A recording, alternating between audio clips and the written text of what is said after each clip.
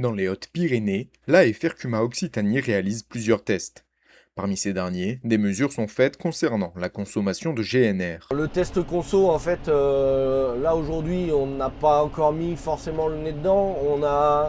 On a mis en place donc des boîtiers SAM6 sur les deux tracteurs qui sont branchés au buscan du tracteur, donc à des prises diag spécifiques et qui remontent les données.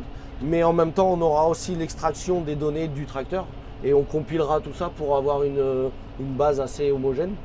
Pour te donner une idée aujourd'hui, là pour le moment, ma moyenne heure, et pas hectare, ma moyenne de consommation heure carburant est de 7 litres.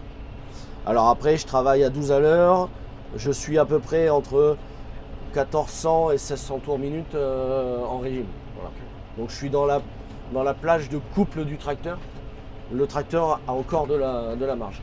À part quand ça commence à grimper, mais je veux dire, il y a encore de la place pour réduire peut-être la puissance aussi, hein, parce que là, on est sur 195 chevaux. Hein. Ces tests ont un objectif clair, aider les agriculteurs à mieux choisir sa machine. L'objectif, c'est voir l'incidence en fait entre chaque dent sur le carburant et les profondeurs et les vitesses. Donc ça, c'est les objectifs. Et aussi, derrière, l'objectif, c'est aussi de comparer.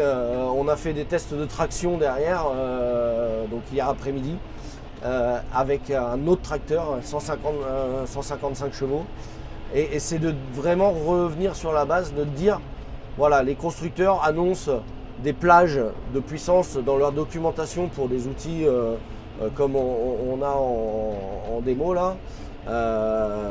Et en fait, la plage c'est 150, 180 ou 130, 180.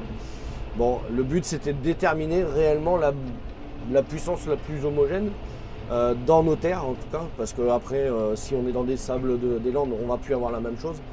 Mais on a fait un test et aujourd'hui en consommation et en puissance, un 155 chevaux avec 3 mètres comme j'ai derrière le tracteur là, suffirait, et surtout on abaisserait la consommation de 9 litres à peu près à l'hectare.